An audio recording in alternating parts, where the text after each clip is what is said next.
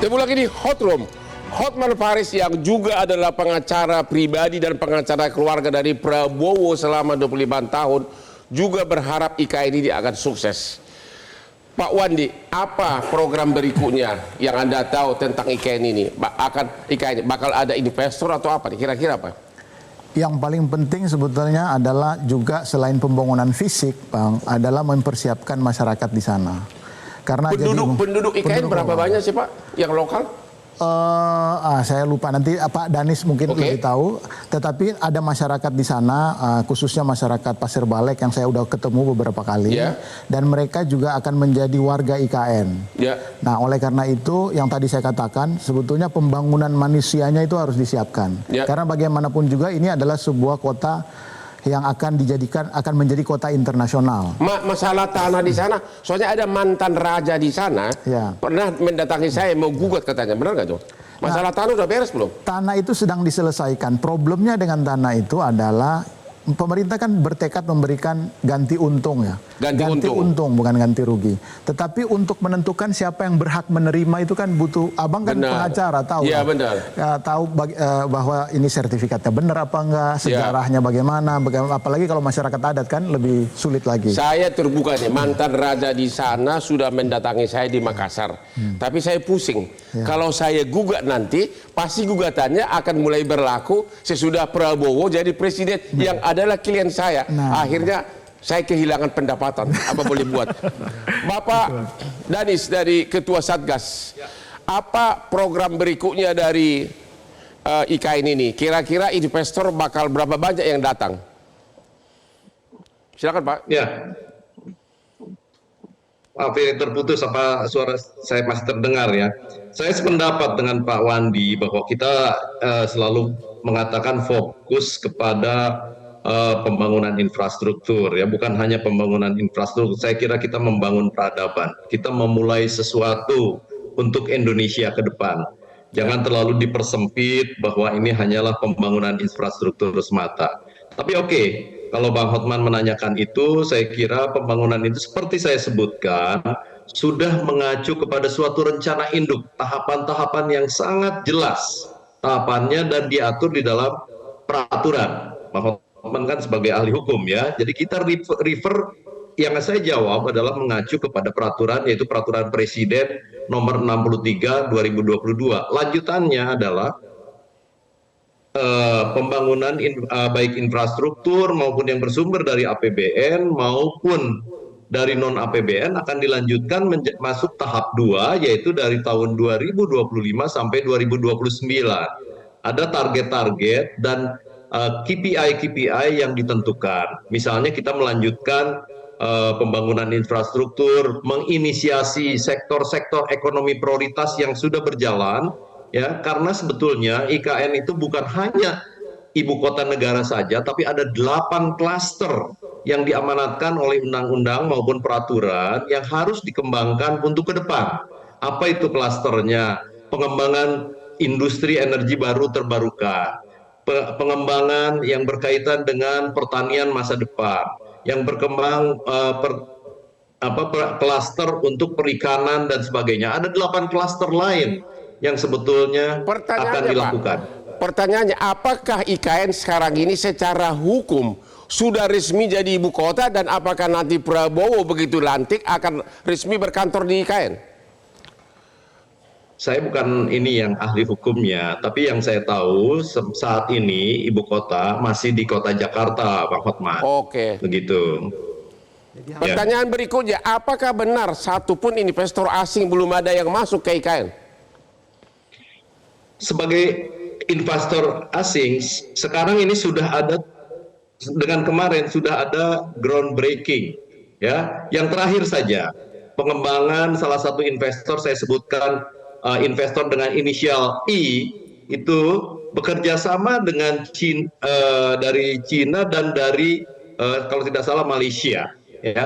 Kemudian sebentar lagi ada yang dari Korea dan juga dari Jepang. Itu yang saya pahami. Saya ada di lapangan, ya. Jadi Pak, apa yang sudah tolong disiapkan Pak, nanti Hotman akan segera membuka klub Holy Wing di IKN. Oke. Kenapa rupanya perlu dansa juga, dah? Boleh. Ini usil banget sih ini orang. Boleh. Pak Hendri, gimana? Ya. Apa ucapan Anda terakhir untuk IKN ini? Ya saya sih pengen jadi ya. Dan kemudian kalau memang 87 miliar anggaran IKN itu untuk perayaan, ya seharusnya dibuat dan sejelas-jelasnya untuk kemakmuran rakyat lah.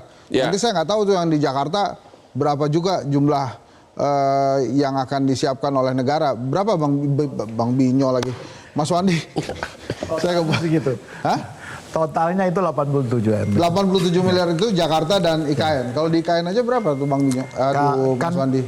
Kenaikannya kan 63%. Berarti kenaikannya itu lah dibandingkan dengan tahun lalu lah kira-kira. Nah, untuk kalau memang sebagian di sana. sebegitu besar, harusnya akan berdampak pasca perayaan Hari Kemerdekaan. Ya. Misalnya orang-orang yang tinggal di sana akan semakin banyak, kemudian retail juga akan semakin banyak. Ya. Dan kalau memang ada investor berinisial I, itu inisial investor tuh sebetulnya. Nanti akan ada investor berinisial H, Hotman Paris. Ya, itu bagus tuh. Dengan H juga tuh kan, Holy Wings kan di sana.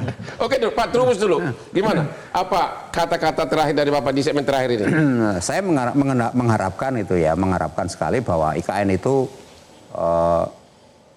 tidak mangkrak, gitu, tidak mangkrak. Mengharapkan tidak mangkrak. Memang iya. Anda rada-rada pesimis nih. Saya agak pesimis karena apa?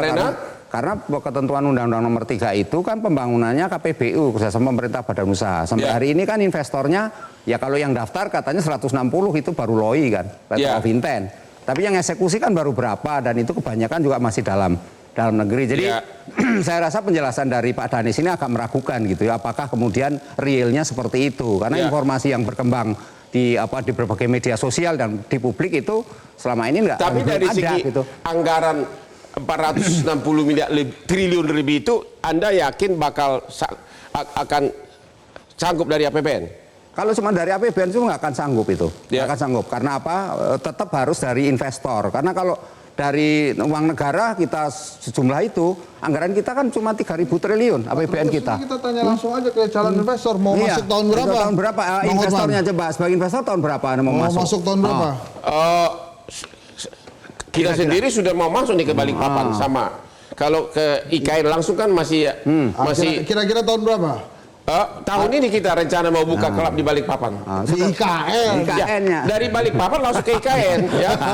Tergantung dari. Ya kira-kira begitulah jawaban para investor itu juga. Baru sampai di Balikpapan. Belum ada kok, belum ada.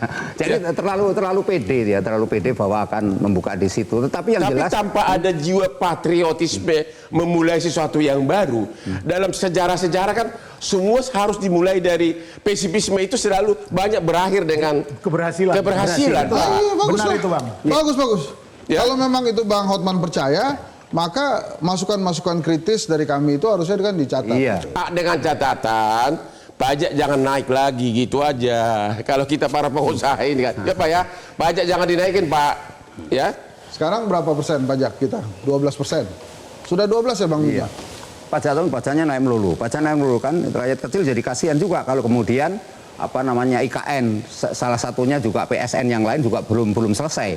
Nah ini kan ujung-ujungnya semuanya jadi pajak rakyat yang terus-terusan dihajar oleh kepentingan negara kan, dieksploitasi terus menerus. Ujungnya apa? Kan kemudian dari pembangunan IKN ini kan membutuhkan anggaran yang besar ke APBN juga. Kalau semua masuk anggaran sebagai APBN, ujung-ujungnya ya nggak akan selesai sesuai dengan target kan gitu.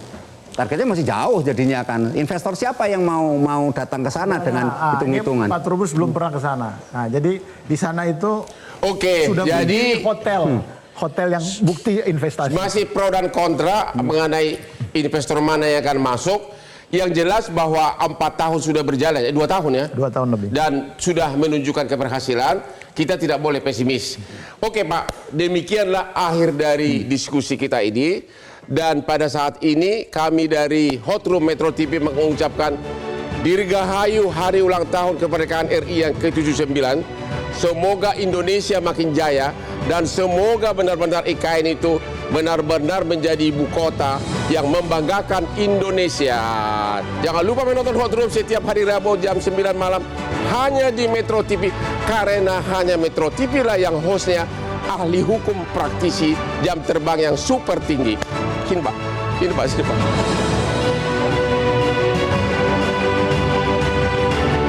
Jelajahi cara baru mendapatkan informasi. Download Metro TV Extend sekarang.